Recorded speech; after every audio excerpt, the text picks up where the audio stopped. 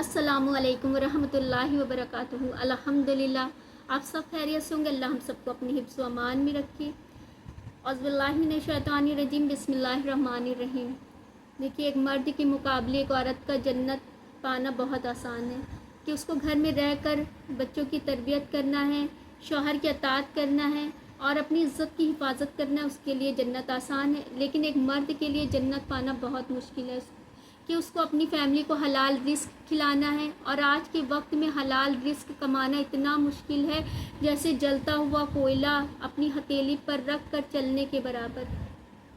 कि इतना कंपटीशन का ज़माना है कि अगर किसी का कोई सामान बिक रहा होता है, उसको कुछ फ़ायदा हो रहा होता है, तो सामने वाला उससे इतनी हसद करता है कि अपना सामान कम रेट में, यानी कि उसकी जो ख़रीद है उससे भी कम रेट में बेचने के लिए तैयार हो जाता है, अपना नुकसान कर लेता है, इसलिए कि सामने वाले का कोई फ़ायदा ना हो। इतनी आज एक दूसरे से इंसान हसद रखता है। और एक जब मर्द घर से बाहर निकलता है तो उसको हर तरह की सिचुएशन का सामना करना पड़ता है।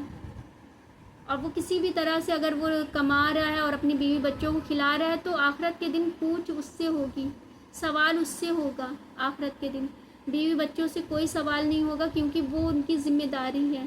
बीवी बच्चे मर्द के ऊपर उसकी ज़िम्मेदारी है। हाँ, अगर बेटा है और वो जवान हो चुका है और उसके बावजूद, जानने के बावजूद वो खाता है तो उससे सवाल होगा, उसकी पकड़ होगी आखिरत के दिन। लेकिन वहीं पर अगर एक बेटी जवान है और वो खाती है तो उसकी भी कोई पकड़ नहीं, उससे भी कोई सवाल नहीं होगा, क्योंकि बाप की जिम्मेदारी है बेटी के ऊपर। तो इतना मुश्किल है एक मर्द के लिए जन्नत पाना। अच्छा, एक हदीस मैंने सुनी थी कि बीबी फ़ातिमा को नबी करीम सल्लल्लाहु अलैहि वसल्लम फरमाते हैं कि आपसे पहले एक लकड़हारे की बीवी जन्नत में जाएगी। तो उनको बड़ी फ़िक्र हो जाती कि वो तो जन्नत की सरदार हैं, सरदारनी होंगी, और वो उनसे पहले लकड़हारे की बीवी जन्नत में जाएगी। वो कौन सा ऐसा अमल करती है कि वो मुझसे पहले जन्नत में जाएगी। अब उनको फ़िक्र हो गई जानने की, देखने की। तो अपने बाबा जान से वहाँ वो पता पूछती हैं कि वो कहाँ पर रहती। फिर उनके घर जाती हैं। जब जाती हैं तो दरवाज़े पर जब कुटकुटाती हैं खोलने के लिए, तो अंदर से आवाज़ आती, पूछती हैं आप कौन है। तो कहती हैं कि मैं अमीरुल मोमिनीन की बेटी बीबी फ़ातिमा हूँ। जानने के बाद भी वो कहती हैं कि मैंने अपने शौहर से इजाज़त नहीं ली है, मैं बिना अपने शौहर की इजाज़त के दरवाज़ा नहीं खोलूँगी, मैं अपने शौहर से इजाज़त लूँगी, कल आप आइएगा। तो बीबी फ़ातिमा चली जाती हैं, लौट जाती हैं वापस। दूसरे दिन वो अपने साथ हसन या हुसैन को लेकर जाती हैं। तो जाती हैं और फिर दरवाज़े पर वो पूछती हैं कि आप अकेली हैं कि आपके साथ कोई है। तो कहती हैं कि मेरा बेटा हुसैन है मेरे साथ। तो कहती हैं मैंने आपकी इजाज़त ली, आपके बेटे की इजाज़त नहीं ली है, आप कल आइएगा, मैं अपने शौहर से इजाज़त ले लूँगी, तब आप आइएगा। तो फिर बीवी फ़ातिमा चली जाती हैं। अब जब वो अपने लकड़हारे की बीवी अपने शौहर से जब इजाज़त लेती, कहती है कि वो अपने बेटे को आज लेकर आई। तो कहते हैं कि वो किसी को भी लेकर आए, वो अमीरुल मोमिनीन की बेटी बीबी फ़ातिमा, वो किसी को भी लेकर आए, आप दरवाज़ा खोल दीजिएगा। जब तीसरी बार में बीबी फ़ातिमा जाती हैं तो वो दरवाज़ा खोलती हैं, और जब वो बीबी फ़ातिमा उनके घर के अंदर दाखिल होती हैं, देखती हैं कि इस तरह से उन्होंने शौहर परस्ती की हुई है, इस तरह से उन्होंने अपने शौहर का इंतज़ाम किया हुआ है कि ठंडी गरम रोटी का इंतज़ाम, ठंडे गरम पानी का इंतज़ाम, हर चीज़ का। अगर शौहर को गुस्सा आ जाए तो उनको कोई चीज़ तलाश ना करनी पड़े मारने के लिए, हर चीज़ का इंतज़ाम उन्होंने कर रखा है। वो देखकर बड़ी हैरान होती हैं कि इतनी शौहर परस्त बीवी।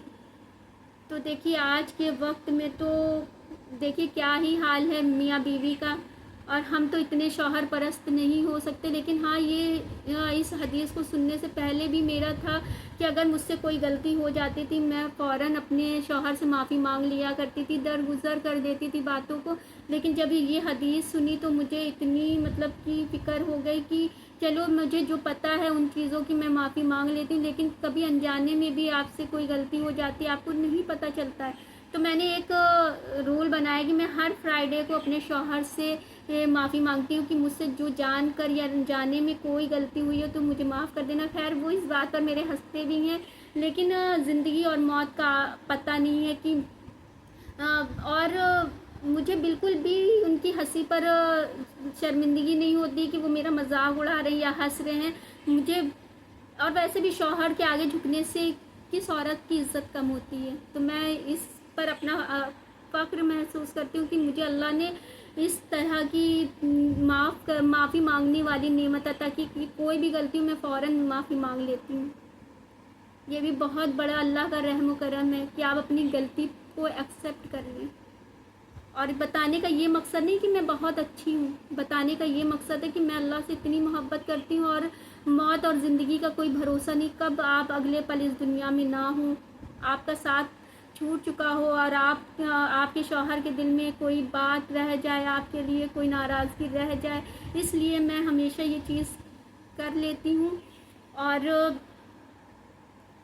مجھے بہت سکون ملتا ہے یہ کر کے. اور مجھے بہت پسند ہے کہ جس چیز کو اللہ پسند کرتا ہے, جس رشتے کو اللہ پسند کرتا ہے, جس راستے کو اللہ پسند کرتا ہے, تو وہ اسے ہمیں بھی پسند کرنا چاہیے, اس راستے کو ہمیں بھی پسند کرنا چاہیے, اس رشتے کو ہمیں بھی عزت دینا چاہیے جس کی اللہ نے حکم دیا. اللہ نے تو اتنا بڑا شوہر کا مرتبہ رکھا ہے کہ اگر دنیا میں اگر کوئی کسی کے آگے سجدہ ہوتا, اگر اللہ نے اجازت دی ہوتی تو وہ شوہر کے آگے سجدہ ہوتا. اللہ نے اتنا شوہر اور بیوی کا رشتے کو پسند کیا ہے. آج ہم دیکھیے انسان میاں بیوی ایک دوسرے کے گھر والوں کو تانے دے کر, بیوی شوہر کے گھر والوں کو تانے دے کر تکلیف پہنچاتی ہے اور شوہر بیوی کے گھر والوں کو تانے مار کر اسے تکلیف پہنچاتا ہے کہ خود اپنی جانوں پر ظلم کرتے, اپنے گھر کا سکون برباد کرتے ہیں, اپنے بچوں کو کس طرح سے ان کے بچے دیکھتے ہیں اور ان کے دل اور دماغ پر کیا اثر ہوتا ہے, کس طرح سے زندگی کو انسان ضائع کر رہا ہے. اتنے خوبصورت موقع کو, اتنے خوبصورت پلوں کو, اتنی خوبصورت زندگی کو اس طرح سے ضائع کر رہا ہے. پورا دن ایک دوسرے سے روٹھے رہنا, بات نہ کرنا. تو اللہ نے جس رشتے کو اتنی عزت دی ہے تو ہمیں بھی چاہیے کہ ہم بھی اس رشتے کو عزت دیں, اسے محبت دیں اس رشتے کو. تو اس طرح سے اپنی زندگی کو نہ برباد کرے. ایک پل, ایک زندگی کا پل بہت قیمتی ہے. اور یہ میاں بیوی کا رشتہ بہت خوبصورت ہے. ہر رشتے یہیں پر ختم ہو جانے ہیں, لیکن میاں بیوی کا رشتہ اللہ نے جنت میں بھی رکھا ہے. تو یہ بہت خوبصورت اس رشتہ ہے. اس کی اہمیت سمجھیے, اس کی قیمت سمجھیے دنیا میں رہتے ہوئے. تو اپنے آس پاس لوگوں کا خیال رکھیں, خوش رہیں, خوشیاں بانٹیں اور ایک دوسرے کو اپنی دعاؤں میں یاد رکھیں. تو فی الحال تو چاہتے ہیں آپ سے اجازت. جزاک اللہ خیر.